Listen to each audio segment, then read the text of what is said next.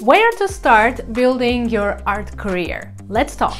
The first step you need to take is to decide on how you want to make money from your art. There are two main ways. One is the active and one is the passive income. So as passive income, for example, what I have is YouTube.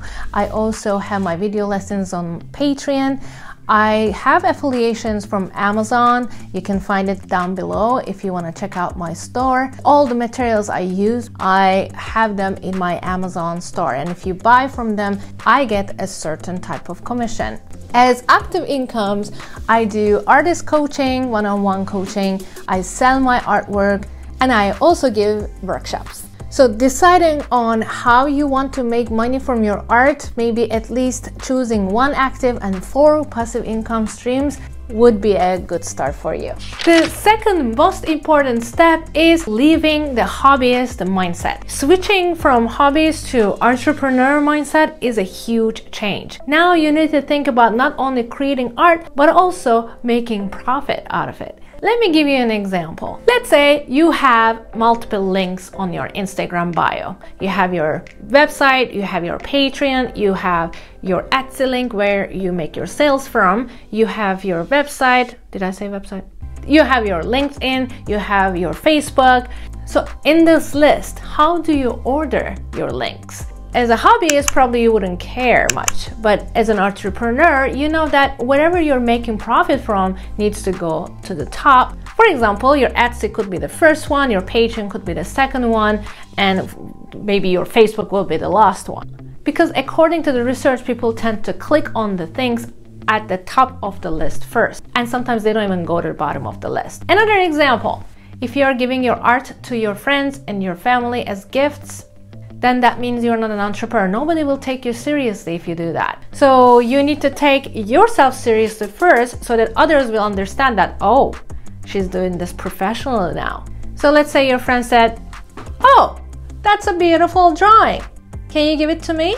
And then you say, oh, I'm a professional artist. It's on sale for $150. I can make you a discount for $10 if you want. If this one sounds really harsh, you can say like this. Oh, I put in 9 hours into that, and I use Caran-d'Ache luminance pencil, which were really expensive. So the worth of that drawing is around $150.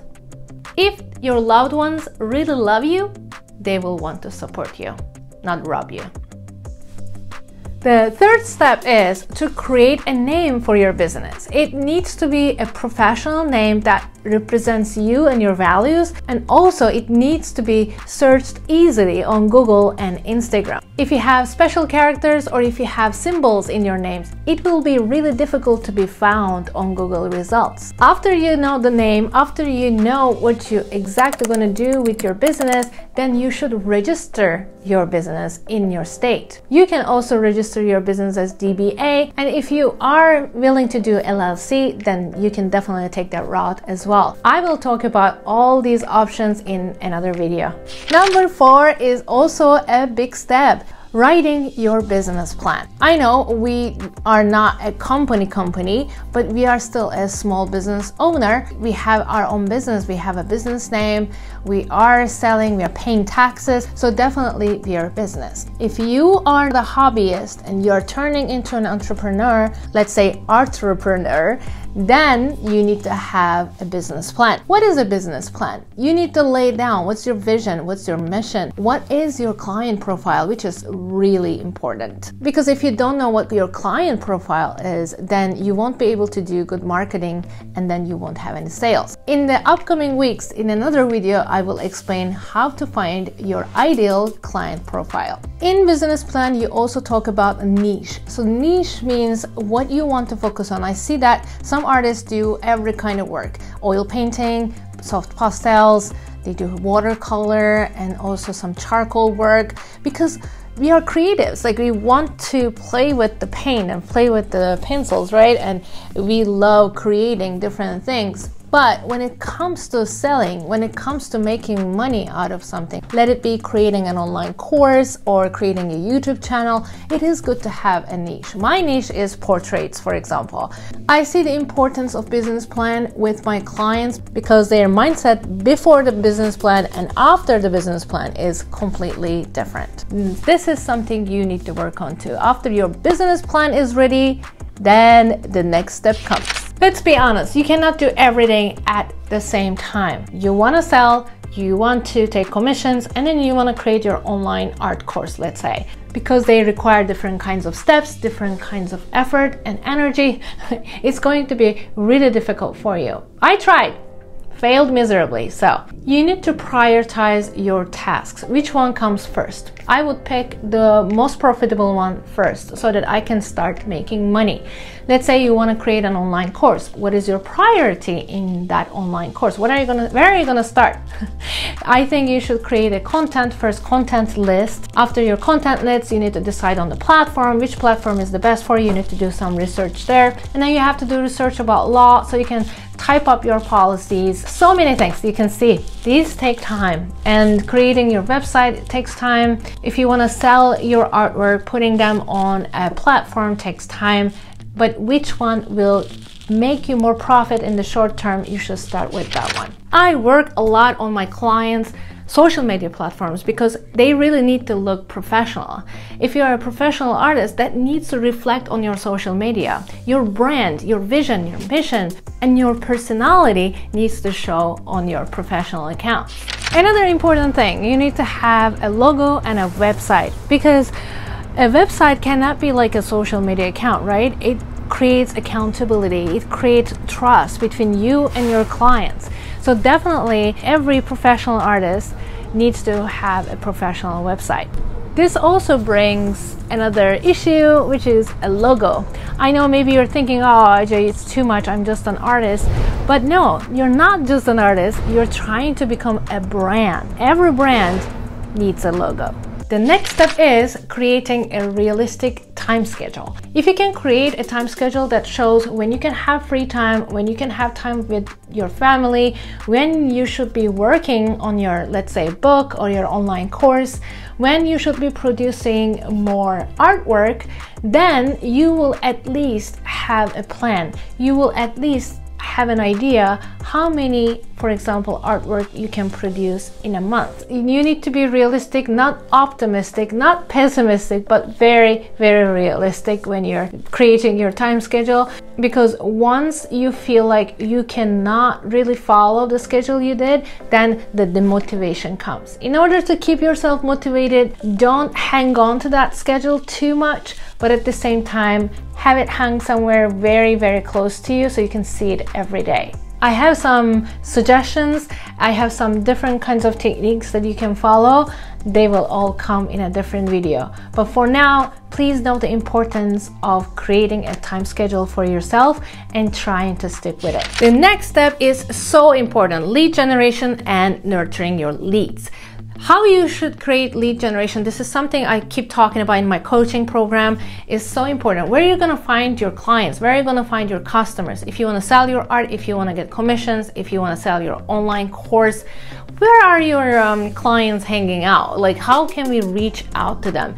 Because we cannot just say that, oh, I did an online course and sit down and wait for clients come to me. It's very competitive out there. We need to go to our clients. We need to go to our customers. How do we do that? There are so many ways. You can always track them on social media, or you can think like them. If I were my client, where would I go? How would my day be? Which channels on YouTube would they watch? Which stores they would go to?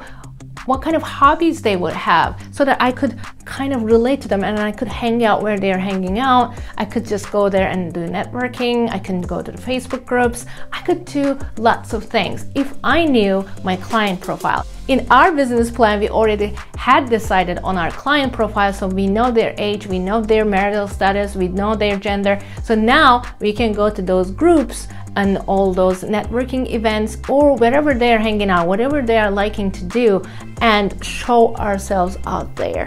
And lead nurture is mostly, let's say you have an email list. I have an email list of 2,000 people. You need to give them some sort of value so that they will keep following you and they will be interested in your services maybe in the future. Or let's say some people ask you questions on Instagram but didn't follow up. That's also needs to be followed up, because definitely that person was interested in your services, and why not following up and see if they are still interested.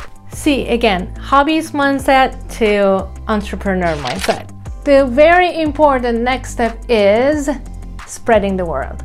If you spread the word that you are doing this professionally now, you're taking commissions, you're making sales, you have online courses, etc., then people are going to know this is what they've been doing, and maybe their friend of a friend needs an art teacher and they're gonna contact you. So power of spreading the word is really, really high, guys.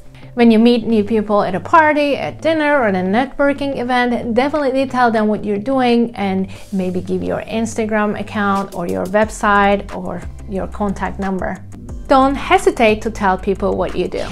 Then we need to talk about the little bit of boring stuff, the admin work. You need to track your expenses and also your earnings. So when the tax filing comes, you will have no problem at all, because you know exactly how much you spent on your business and how much you earned. You can have an Excel sheet for it, or you can sign up for a bookkeeper website such as quickbooks.com so that you will have everything organized and in order. Let's talk about taxes. When it comes to taxes, I usually separate 30% of my earnings into another bank account and deposit it there until the tax time comes, because I know that I need to pay that in taxes the next year. As admin work, you need to also plan your promotions and sales. It is also important to keep your sales information. For example, how many people bought your courses, what age range they were, and what dates they were buying it most of the time, so that you can get some statistics and you can build your next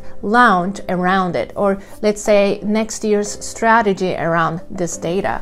You should also decide on some promotions, because promotions are a great way to increase your sales and to reach out to new audience. What kind of promotions can you do? Can you do some discounts? Can you do some coupons? Can you do something like buy one, get the second one for free? I don't know. Whatever you want to make with your art or whatever your artist job is, definitely promotions will be your best friend. The last thing I want to mention is you need to be patient, because building audience takes time. It's not easy. It takes time for people to watch you, to trust you, to understand you, what you're doing and how well you're doing it.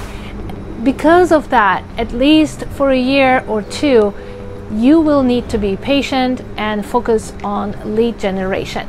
This kind of discouragements are real, and I also talked about other thoughts that are preventing you from moving further with your art career, and you can find it right here. If you have any of these issues, definitely you need to work on them before you start your business.